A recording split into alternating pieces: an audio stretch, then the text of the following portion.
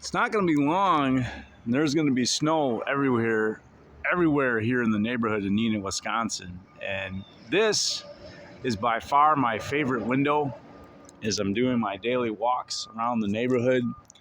The young lady that I believe owns this house, whose name is Jess, said that I could take pictures of her window anytime I wanted, because every time I walk past this window, it just puts me in a better frame of mind. Now, I see a lot of stuff when I walk around the neighborhood. There's a dog in that window that wants to come out and meet me every time I walk by. You know, I don't want to tease that poor dog, but something just happened to me. This has happened a million times as I've walked past that window. That little collie in there tries to dig through the window to come and get me. But over on that part of the neighborhood, there was a dog barking in the window at me, and this happens all the time as I walk around the neighborhood. But there was a gentleman, I saw him in his own home, just wind up, bam, and he mollywhopped that dog, and it was a big dog. So that's put me kind of like Jess's window, how that puts me in a good frame of mind. You know, this gentleman mollywhopping his dog across the head as hard as he could puts me in a negative place right now. And I remember when I was kind of drunk off my butt in the waiting room or the recovery room after my procedure for my colonoscopy, I talked about how, you know, when the world squeezes you, stuff comes out.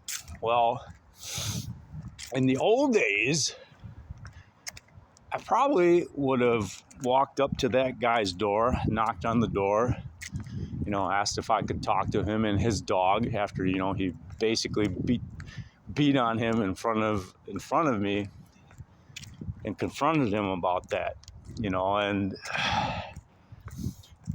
I don't feel like doing that anymore. I feel like, you know, trying to feel sorry for that dog. I feel like trying to ask that guy, hey man, what's going on in your life that things are so bad you want to hit the most loving and loyal, protective creature in your house? You know, I'm a dog person.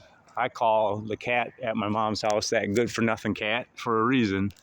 That's because I'm a dog person, and I'm a little nervous because Tully has another retest tomorrow, and man, it just breaks my heart, the thought of losing a part of our family. So, you know, Tully is who he is, and we were walking today with my wife, and two big dogs, you know, growled a challenge, and Tully growled right back. You know, Tully has a warrior spirit. He's a very protective and loyal and loving dog, and I don't know if those traits make for a good service dog or not, but it sure makes good for being part of the family, that's for sure. So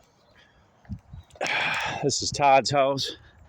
He's got a dog named Malachi. He's got a little statue. Malachi likes to bark at me too, but he's very friendly. Like, he ran across the street to meet me one time, and you know, and after he did that, you know, Todd disciplined him with a heavy hand. You know, like man, I just can't ever imagine hitting Tully for anything. So I choose kindness. That's what I'm choosing these days, is I choose kindness.